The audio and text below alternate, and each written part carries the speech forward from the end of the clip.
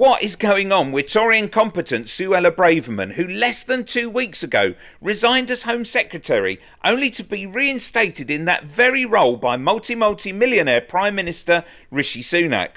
Well, let's go back to her resignation. I don't know what the incident was, but the incident involved Suella Braverman sharing secure information that she shouldn't do on a private phone. Here's peanut-headed Tory weasel Jake Berry, ex-cabinet minister under Liz Truss's disastrous leadership, sticking the boot in with more details.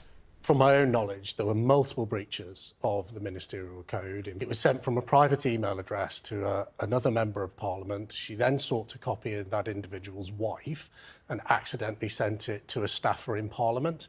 To me, that seems a really serious breach, especially when it was documents relating to cybersecurity, as I believe.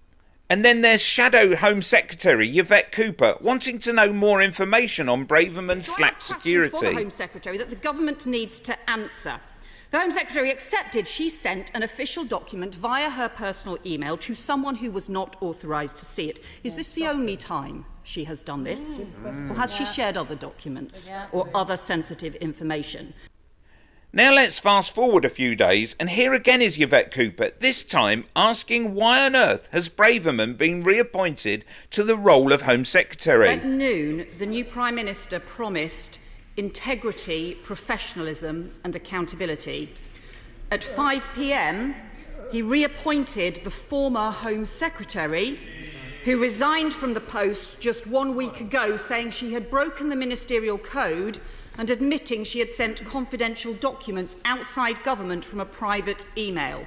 So why has Braverman been reappointed? She seems a massive liability and is totally shit at debating in Parliament. Here Labour MP Chris Bryant shreds her performance as Home Secretary. She says the system's broken. Well, yes, it is broken when you see the number of people taking dangerous trips across the Channel rise year on year and year. Yes, it's broken when it takes longer and longer to deal with individual claims, so it's of greater cost to the British taxpayer. Yes, it's broken when you have thousands of people in completely inappropriate accommodation, which is probably breaking the law, and they may end up having to seek compensation against the government, again threatening the taxpayer. Yes, it's broken when ministers, a Home Secretary, breaches the ministerial code 6 times and only thinks that she has to step aside for 6 days. I believe in the rehabilitation of offenders, but don't you have to serve the time first? Or is there one rule for everybody else and a completely different one for her?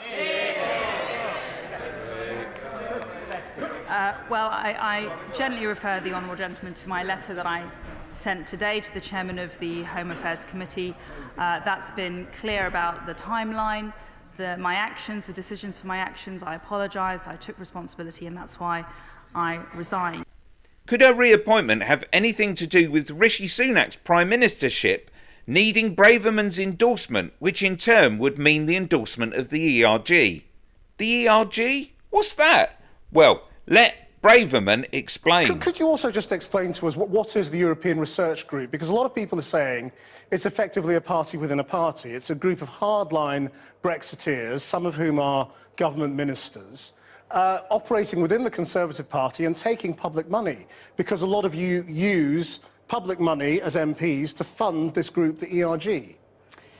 The European Research Group has been in existence for many, many years, actually, and its express mission is to support the government to deliver a Brexit which is reflective of the result of the referendum and which is prosperity-led and successful. You take public money? It is funded by public money, and it has been for many years, yeah. How many government ministers are in it? I'm not going to say how many government ministers are in it, because it is essentially a group of members of Parliament. It's a secret society, is it? It's not a secret society. It's a European research group. So why won't you say how many ministers are in it? It's a group of MPs who are supporting the government to deliver a Brexit which works for everybody, representing all strands. So why can't you tell us who's in it? It's if we pay for it, we ought to know who's in it.